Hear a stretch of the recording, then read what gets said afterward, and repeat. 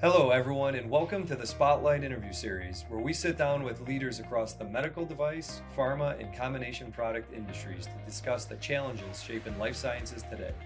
I'm Chuck Ventura, founder and CEO of Ventura Solutions, and your host for this Spotlight interview series. Ventura Solutions, as you may know, is a consulting, staffing, and training firm backed by deep expertise in product development, quality, regulatory, and post-market compliance, enabling life science companies to accelerate product development and confidently bring products to the market. Today, I'm joined by our very own David Karvani, who is a combination product expert with a lot of great experience. Hey Chuck, great to be here. David Karvani. I lead the business development and strategic partnerships here at Ventura Solutions. My background is in plastics and biomedical engineering. I've spent the past 17 years leading product development and commercialization. Majority of my experience is focused around parenteral devices and combination product development. So from prefilled syringes to auto injectors, pen injectors, and on-body delivery systems. I spent some time working on device platform development, but also on the pharma side, um, being part of the MedImmune AstraZeneca device development team.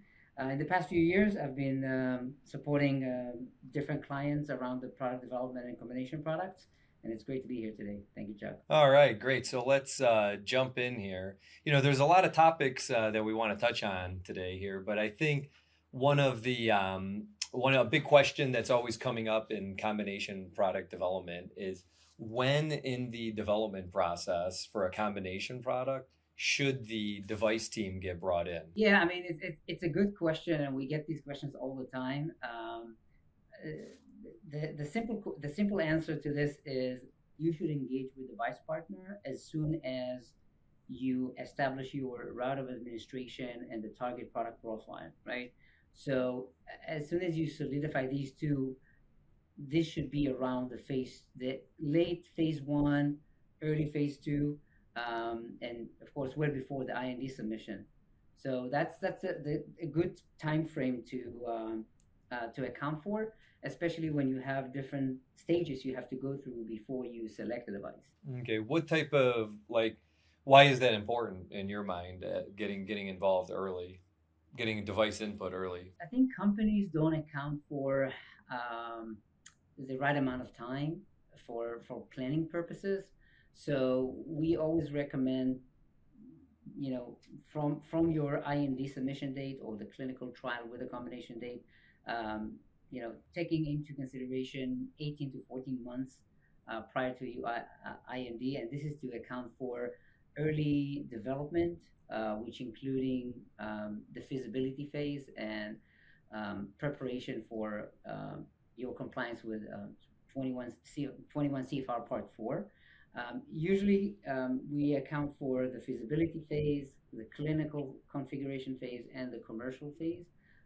But even before the design control, operating under design controls, you have to complete a few steps prior to development under design controls. Okay. So you're talking about design controls. Could you give what is a high level device development roadmap? What does that look like, from a design control and risk management? If you were to kind of, help people understand at a really high level, what does that roadmap look like? Yeah, so like I said, we usually divide it into three different buckets.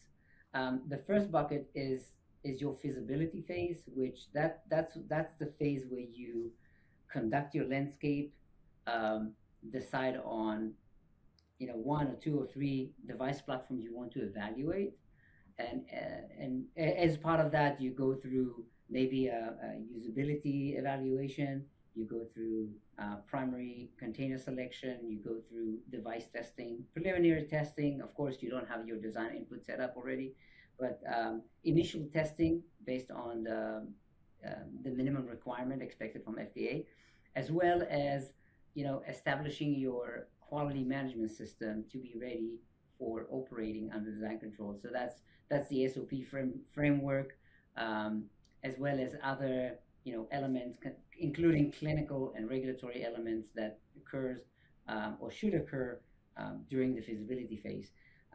once you have this established and you down select the device platform and you all set up from a quality management perspective, then you can actually uh, engage with your CMO, your device partner, and start operating under design controls for your clinical development.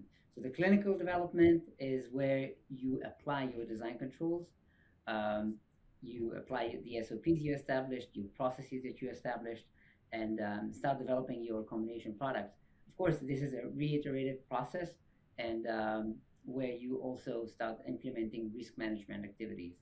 The next bucket in your device roadmap should account for commercial as well as validation step. So in this bucket, you establish your design transfer, you prepare for your validation studies, you prepare for your design validation build, as well as finalizing everything you need in terms of commercial launch. So this is very high level, but that's when I'm referring to the device roadmap. That's these are the three main buckets that we see um, um, pharmaceutical companies take or should take into account. Yeah, no, that's a really good point. I mean, what are some of the biggest issues you see or have been seeing if some of these device aspects are brought in too late into the development? Yeah, it's a good point. When the device development start too late, you start introducing several risks, right?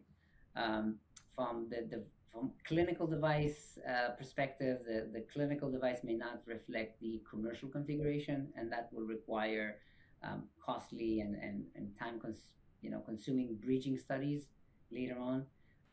Human factors is a huge part of combination product, so the human factors validation may be delayed. That will impact almost directly on your submission timeline.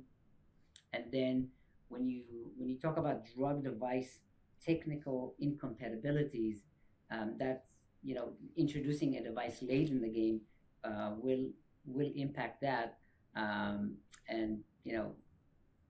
uh, topics like injection forces issues, breakage, or dose accuracy problems may surface and Yeah. create delays in through the whole process.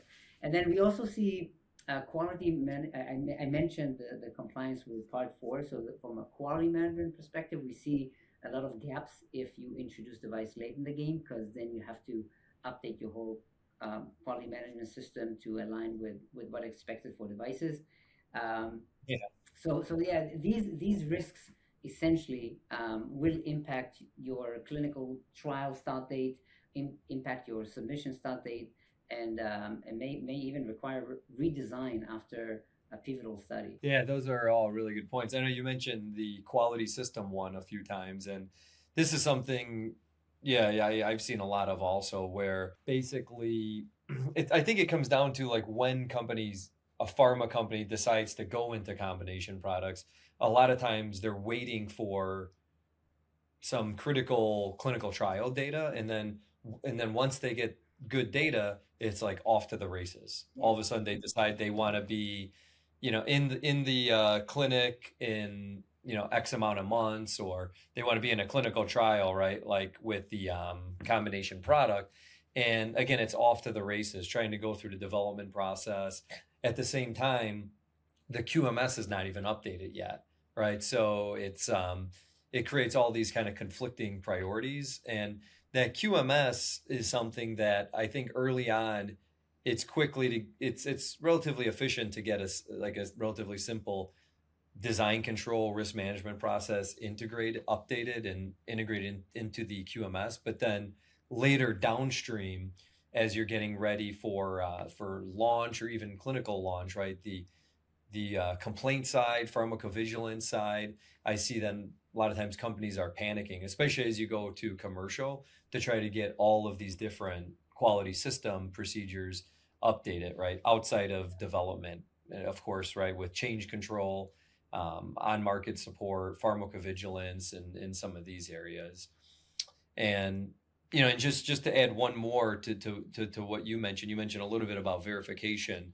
This is another area where a lot of times companies they know they're going into a combination product. They underestimate a lot of the work that's needed, and when it comes, they're ready to go to design verification, but they don't realize how much effort it actually takes to get to design verification, right? So, for example, test method validation and all the work you have to do beforehand to make sure you have the right requirements with the right sample sizes and the right test methods, particular, causes a lot of issues and delays in projects. So I think it's important to go through that solid design control risk management process up front to get a very solid design verification plan, do your test method validation, and go to your into your design verification phase knowing exactly what you need to test and having the test methods validated. Yeah, I mean, This, if you yeah, talk about, sorry, if you talk about design verification and TMD, the development of the test methods, right, as well as the test method validation. If you operate with, if you down select a commercially approved device platform, that device manufacturer or the device partner may provide those test method to you, validated or not, but eh, often when you go into the test method validation, uh, companies tend to underestimate how much work it's needed, because no one says that the first test method validation will go smoothly. If you have any gaps or any failures, that will cause another 2, 3, 4 weeks of delay per each test method, right? yeah, So that's a good point. yeah.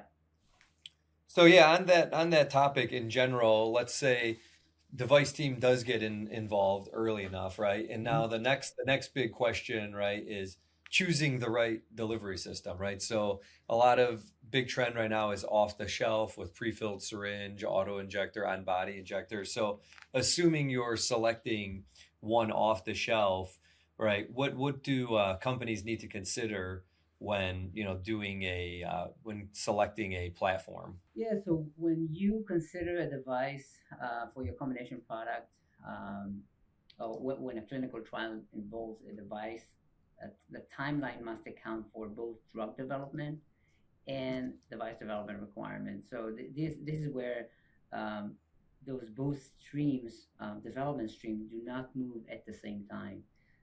Device activity may often be underestimated. So to your question, I always say um, keep in mind four key considerations when you evaluate or when you consider a device, right? So that there is a design controls and regulatory requirement element, that the first thing that you have to account for, meaning device constituent part must be developed under design controls. That will require, we talked about it, the QMS update and the proper SOPs, and then which you know also entails compliance with 21 CFR Part 4 for combination products. Um, so these two needs to be taken into consideration. The next key consideration would be your human factors strategy, which means you have to account for a few formative studies across the development process um, before you hit your clinical trial even. And I've seen even recently companies tend to skip that part and just introduce a device for the first time in clinical trial. If you established a good data uh, from a different program, that may be good, but just jumping without any formative evaluation prior to a clinical trial is something that you know needs to come in mind and be taken into consideration. So under the human factor strategy, you also have to evaluate and see who your intended users are. If it's just a patient, are you expecting a healthcare provider administer the drug? Is there a caregiver in the taken into consideration? So all in all, human factors, strategy, and validation timing should be taken into consideration when you say, "Hey, I wanna have a device in my clinical trial as part of my combination product." The third key element is the technical compatibility.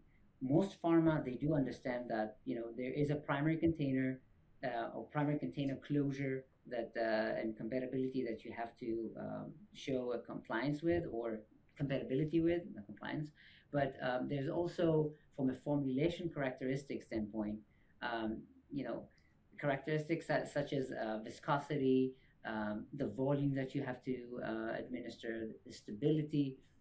These are all needs to be compatible with the drug, with the selected drug delivery system that you're gonna um, take into trials, right? And then the fourth key element that you have to see is your CMO selection and manufacturing readiness, because clinical supply manufacturing needs to be set, the assembly needs to be set, the packaging processes, the packet label, everything needs to be established and in control, right? And control, not under in control. And then the lead times for device components can significantly impact your development process.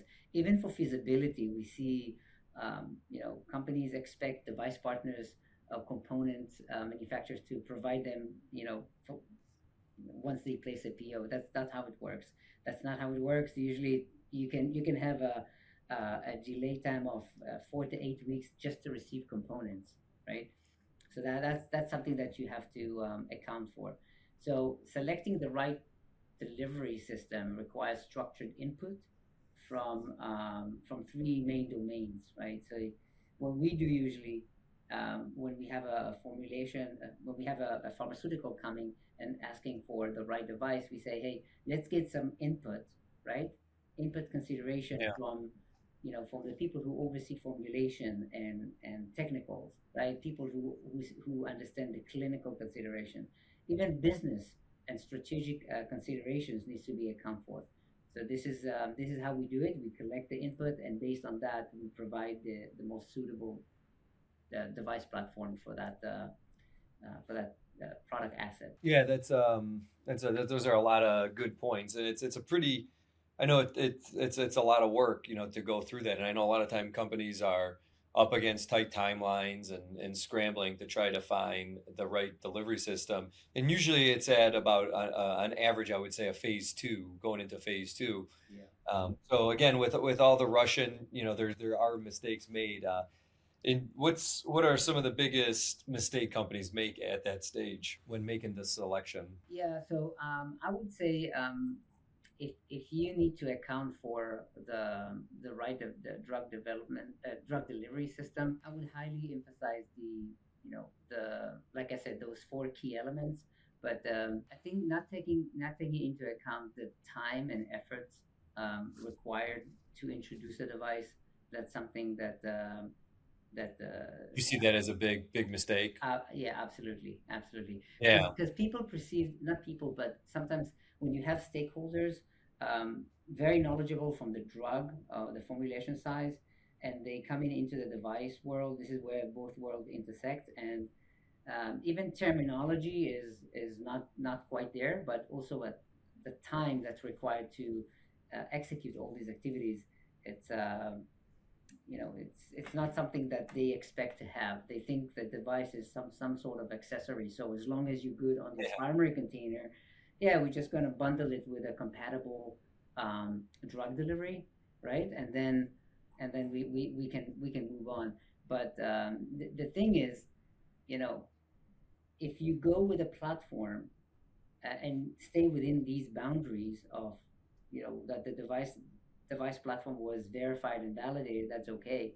But when you go out of those boundaries, if you evaluate a new user population, a new indication, um, if you go higher volume, right, of viscosity, very viscous drug product, Yeah. this is where your device platform is not going to be a slam dunk, I would say. Yeah. Yeah, no, I agree. Yeah, and then the big challenge I see a lot of times is sometimes a little bit too much rushing, maybe because there's a partnership deal or there's some, pressure from management and assuming that the user population, the commercial user population will be able to utilize the product, Yeah. right? From a human factor standpoint. And of course, usually that phase two, even phase three, but definitely phase two is most of the time will be administered by a healthcare professional, right? The HCPs. Yeah. So I see them not kind of as worried about it, and then downstream running into some human factors issues later on. Yeah. And other mistakes, could be related to failing to implement design controls, and that's where I was hinting. During your feasibility phase, before starting your clinical development, implement design controls. That will save you a lot of trouble down the line, or not allocating sufficient time and for a quick, even informative study. Um, but I think the biggest hurdle that I've seen in the market is operating in silos. You know, drug device regulatory and clinical teams are not aligned on the milestones, on the terminology, on the time that and resources required to execute the activities as a combination product as a whole. Yeah, that's a big challenge. Do you have any thoughts on why those silos exist? I think it is related to obviously the knowledge required, but also um, the training and executive coaching. Because even at the senior level, senior management level, sometimes the lack of training and understanding the resources and the time and the, I mean, the basics is the activities that you have to go through. This is something that this is where the disconnect is, right? So I think educating your team as soon as possible will contribute greatly to your development success and commercial launch success. Yeah, that's a good point. It's a lot of these pharma companies developing combo products, there's these very large silos that exist between the device organization and the pharma organization. And throughout my career, I've saw this like just about everywhere. And earlier in my career was at the big companies, and throughout a lot of our consulting and work with different clients. Now we get to see it kind of at the mid-size, large companies, and on also at the forefront when companies are just starting. It's really interesting, and it seems to be the normal progression that I see is pharma company wants to get into combo products, and even though they knew it may be coming, again waiting for the right clinical data, then all of a sudden now it's full speed to clinic, right? and and trying to build a device organization like as quickly as possible, right, without all of the right integration points. And then over time, as these organizations grow, they just become more siloed. And from there, there's more chaos and more unorganization, even to the extent where, from a cultural standpoint, the groups start to not like each other, right? At a personal level, I saw that also. So I think I like what you're talking about training, because I think it's really critical for device and pharma teams to really understand each other's language, right? And then also make sure they understand why each other are doing what they're doing, right? So, for example, like if someone on the pharma side has to review a design input document, or Mhm. has to participate in a design review, or has to now take time to review and sign that seventh version of the risk assessment, Yeah. they understand why, right? It's not just because maybe the device people are crazy and they're trying to create work. There's usually a reason why. And same for device people understanding on the pharma side why they choose the sample sizes they do, and why they do the stability testing the way they do. So from most of from my experience and my perspective, a lot of the challenges with pharma companies developing combination products stems from these actual cultural challenges between silos. And that's what causes a lot of the chaos. And simply making sure both groups are trained, right, at a certain level, as you mentioned, that alone actually goes a long way. And then from the beginning, even at a quality system level, making sure the processes are integrated appropriately. That's also a good way to start from the beginning, right? To minimize the risk of these silos. Those are some things I've observed. Yeah, yeah, absolutely. And I think it should be applied on both sides, right? Not just the clinical and the drug development team, also the device team. So if there's a lack of knowledge related to the clinical strategy, the clinical plan, Are we going to have a bridging study, down the line? This is something that I find more and more where device people have less knowledge in the clinical trial sequence and strategy, and training can be or should be applied on device team as well when it comes to the drug side. Yeah, and even from an organizational standpoint, right? All the different team members, right, and what their roles are quite different in the different organizations. Yeah, yeah.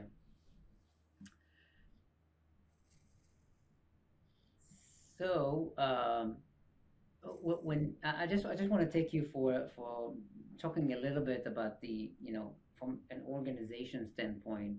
um, what do you see, where does a company or pharmaceutical company should start with when they're thinking about their um, the device team or the person who is going to lead the device development?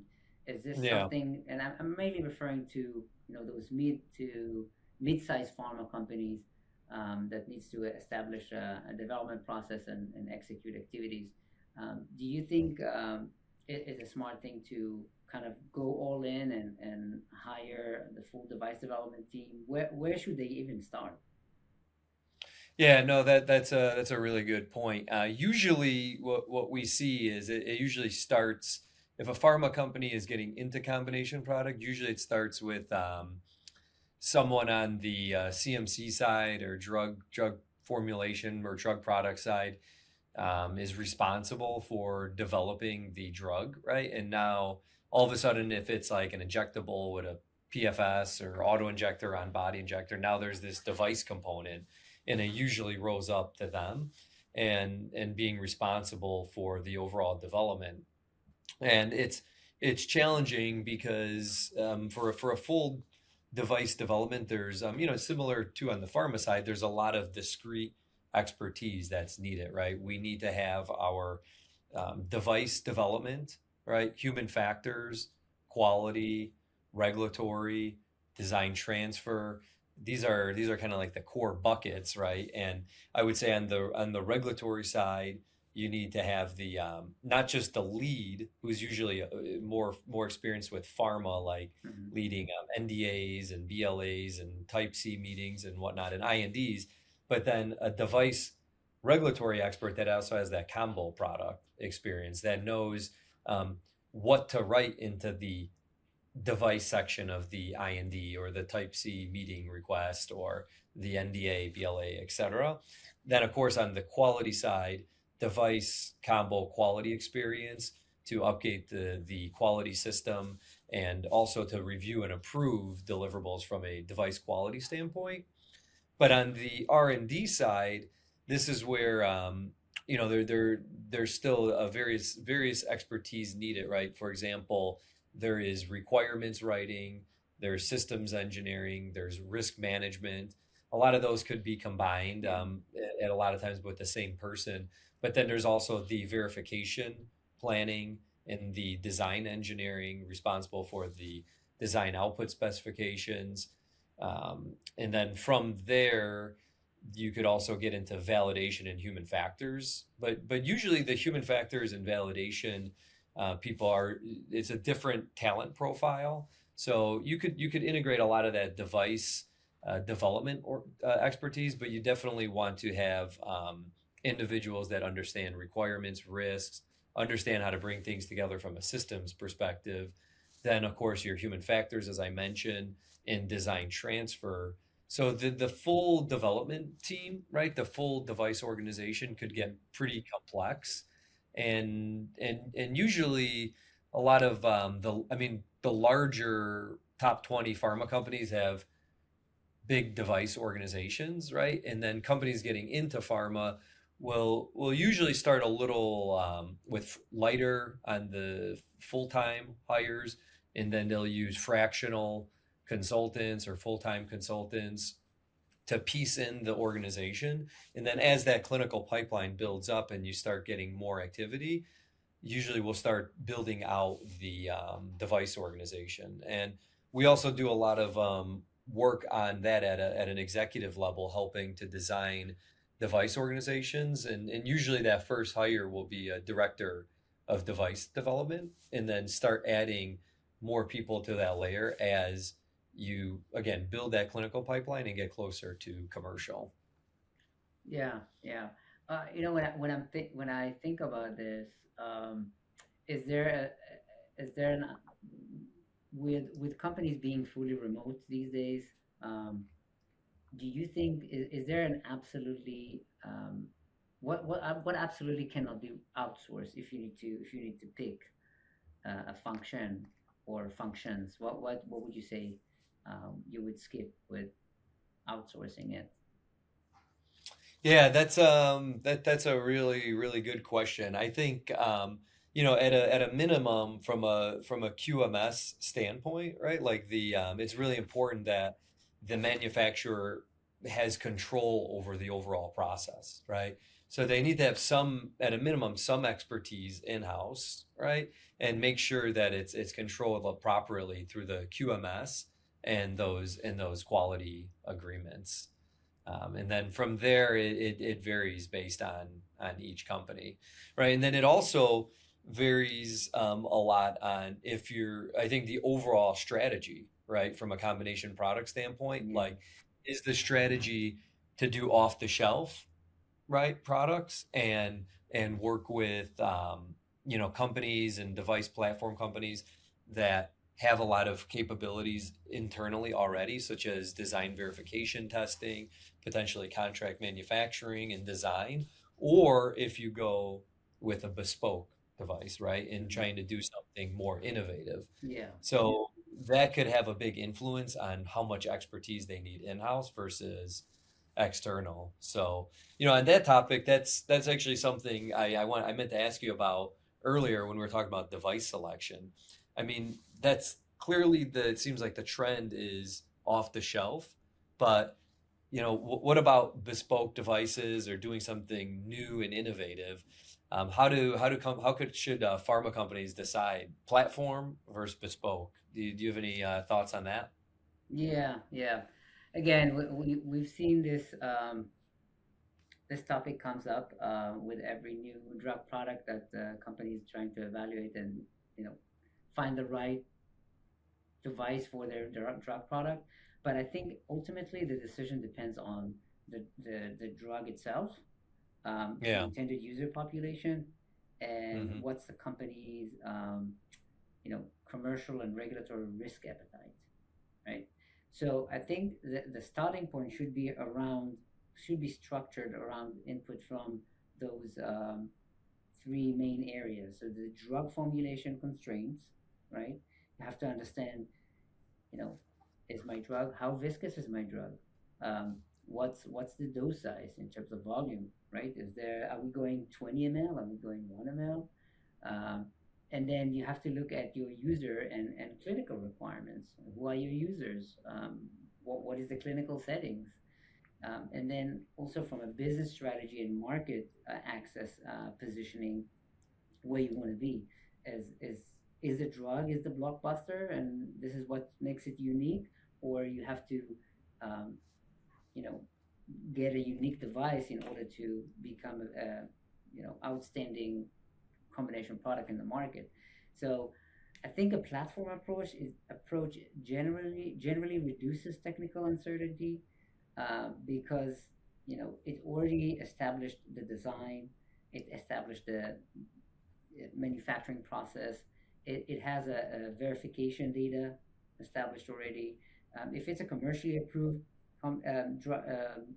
device platform, then you already know because on the FDA database you can find those known use errors.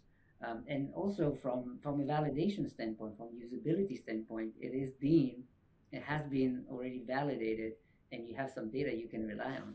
So we see often companies go with the device platform just to de-risk the program. Yeah. But I must say, the device platform not always is going to be a slam dunk.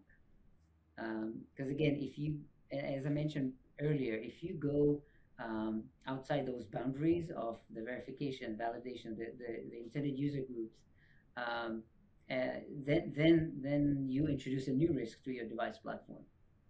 Um, Yeah, no, those are all really good points. yeah. Yeah, it seems like the trend that I'm seeing is usually a pharma company if when they're getting into combo products for the first time, usually it's they want to minimize risk, so they tend to go with something off the shelf commercial. There's other strategies, especially like with generics, where or could potentially be applied to biosimilars, where it's so I've seen companies where sometimes they want to have IP around the delivery Hmm. system, Hmm. right? So the theory there is if you could reduce medication errors or develop a safer product or make the delivery more user friendly, right? And you have the IP on the delivery system, then people are going to buy your generic more, right? So that's in theory a reason for going down this a bespoke path. But the tricky thing is it's very, very hard to justify the extra cost of any of those features, right? That's from my experience. I've witnessed that 9 times out of 10, it's very tricky to justify the extra cost in the research and development.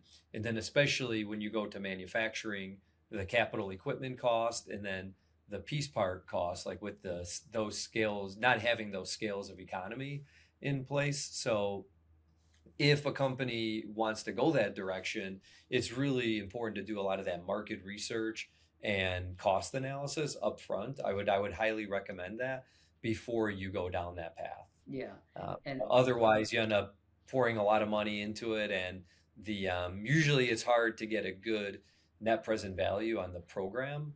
And I've seen a lot of projects killed because of that on the bespoke path. yeah, on the bespoke solution, I would say it would be appropriate when, the drug has unique technical requirements, like I mentioned, viscosity or Yeah. drug, that cannot be accommodated by a commercially approved common device platform. You can also consider a bespoke device if the intended use scenario demands, I don't know, um, differentiated user experience. Um, Also, you should explore bespoke solution when the device itself is part of the competitive advantage. That's why I mentioned earlier the landscape assessment, in terms of what's out there, what's being developed, and what may be introduced, for the same indication, with a specific device. But I would say that the more on the risk curve for a bespoke solution, the more novel you get, the more novel your solution is, the more exposed you are to technical and regulatory risks, right? And the more complex your device is, or the device platform is, the higher the cost and the timeline to market is going to be. Okay, well, that was a great discussion. Thanks again for joining us today. And David, really appreciate the conversation and insights. And for everyone watching, if you found this discussion valuable, please consider sharing it with a colleague or your professional network. You can also follow Ventura Solutions here and on LinkedIn for more insights, or feel free to connect with me directly on LinkedIn. Thanks for tuning in, and we'll see you in the next Spotlight interview.